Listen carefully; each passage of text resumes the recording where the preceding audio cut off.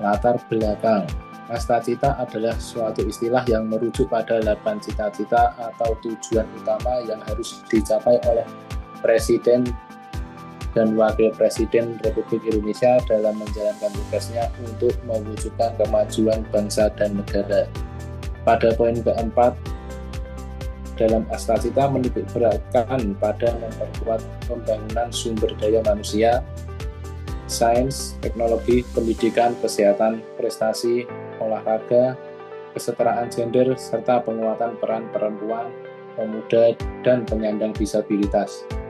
Dalam konteks penegakan hukum dalam pemasyarakatan, pembangunan SDM sebagai penjaga tahanan tidak hanya berorientasi pada peningkatan kompetensi teknis, tetapi juga pada penguatan etika, disiplin, dan integritas aparatur sipil negara. Namun, di samping itu masih terdapat isu kontemporer yang terjadi pada lingkungan pemasyarakatan. Identifikasi isu.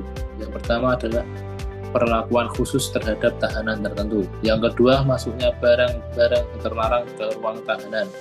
Yang ketiga, penyalahgunaan wewenang. Dan yang keempat, rendahnya integritas petugas. Dan yang kelima, lemahnya pengawasan internal. Selanjutnya akan dilanjutkan oleh rekan saya, Dewinta. Baik, terima kasih untuk waktunya. Yang selanjutnya yaitu kami menggunakan metode APKL. Analisis APKL sendiri merupakan sebuah metode yang digunakan untuk menilai dan menyeleksi isu-isu yang perlu segera ditangani. Metode ini memastikan bahwa isu yang dipilih adalah isu yang paling penting dan relevan. APKL sendiri merupakan singkatan dari aktual, problematik, kehalayakan, dan layak. Untuk aktual, yaitu isu yang sedang benar-benar terjadi atau sedang hangat.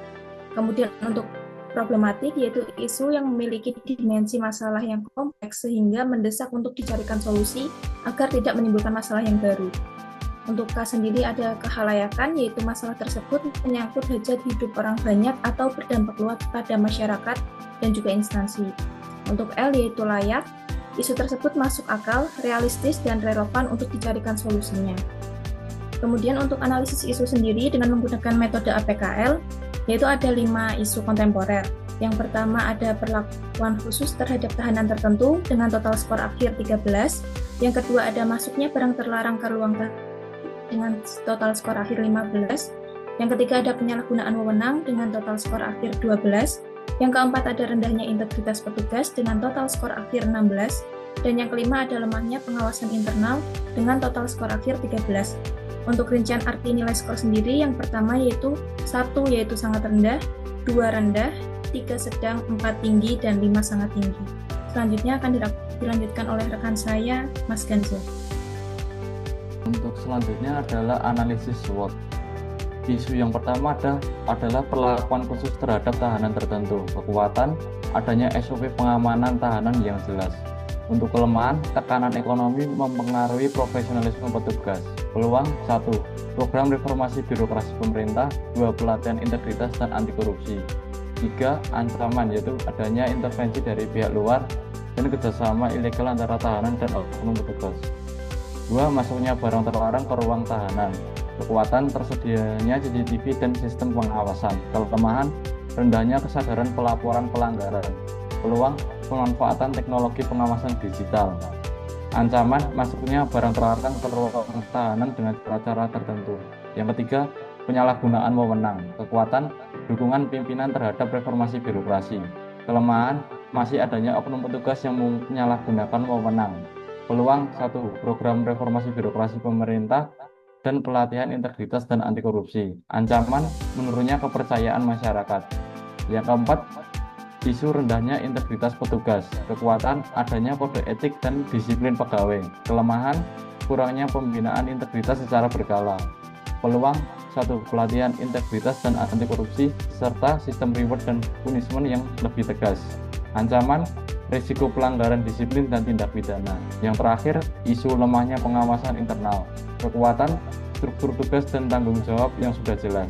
Kelemahan, pengawasan internal belum optimal. Peluang, pemanfaatan teknologi pengawasan digital.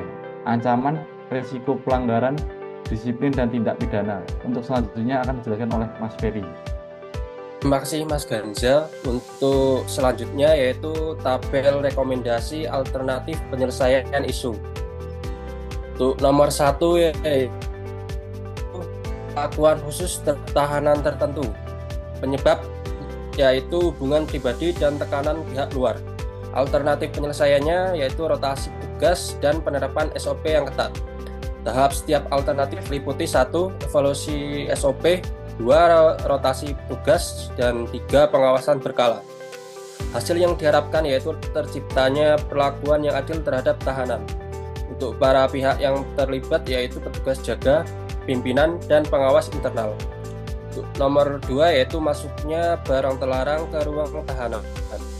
Untuk penyebabnya yaitu lemahnya pengawasan dan integritas. Alternatif penyelesaiannya yaitu pemeriksaan berlapis dan pemasangan CCTV. Untuk tahapan setiap alternatif yaitu nomor 1 pemeriksaan rutin, 2 pemasangan CCTV, dan 3 evaluasi berkala. Untuk hasil yang diharapkan yaitu menurunnya pelanggaran keamanan. Para pihak yang terlibat yaitu petugas jaga, pimpin, pengawas. Nomor 3 yaitu penyalahgunaan wewenang. Untuk penyebabnya rendahnya kedisiplinan dan etika kerja. Alternatif penyelesaiannya yaitu pembinaan disiplin dan penegakan sanksi. Untuk tahapan setiap alternatif nomor 1 sosialisasi kode etik, 2 pembinaan, dan 3 penindakan. Hasil yang diharapkan yaitu meningkatnya profesionalisme petugas. Para pihak yang terlibat yaitu petugas atasan dan bagian pengawasan. Nomor 4 rendahnya integritas petugas. Penyebabnya yaitu tekanan ekonomi dan kurangnya pembinaan. Alternatif penyelesaiannya yaitu pendidikan integritas dan pemberian apresiasi. Tahapan setiap alternatif nomor 1 pelatihan integritas, nomor 2 monitoring, nomor 3 penghargaan.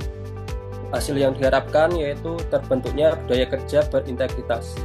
Para pihak yang terlibat meliputi pimpinan, petugas instansi, dan pembina. Nomor 5 lemahnya pengawasan internal. Penyebabnya yaitu sistem pengawasan belum optimal. Untuk alternatif penyelesaian yaitu penguatan pengawasan berbasis teknologi. Untuk tahapan setiap alternatif meliputi 1 pengadaan sarana, nomor 2 audit rutin, dan 3 evaluasi. Hasil yang diharapkan yaitu pengawasan lebih efektif dan transparan. Untuk para pihak yang terlibat meliputi pimpinan, pengawas internal, dan petugas. Untuk selanjutnya akan dilanjutkan oleh saya, Azhar. Baik, untuk yang selanjutnya yaitu kesimpulan. Isu kontemporer dalam tugas penjaga tahanan berkaitan erat dengan konflik kepentingan yang dapat mempengaruhi objektivitas, integritas, dan profesionalisme petugas dalam menjalankan tugas. Pengelolaan konflik kepentingan perlu dilakukan melalui identifikasi, pelaksanaan pengendalian, pengawasan, serta pemberian apresiasi kepada petugas yang berintegritas. Dengan pengelolaan yang baik, pelaksanaan tugas penjaga tahanan dapat mendukung terwujudnya Asta Cita poin keempat, memperkuat pembangunan sumber daya manusia atau SDM, yaitu reformasi birokrasi dan penegakan hukum yang profesional, bersih, dan berintegritas.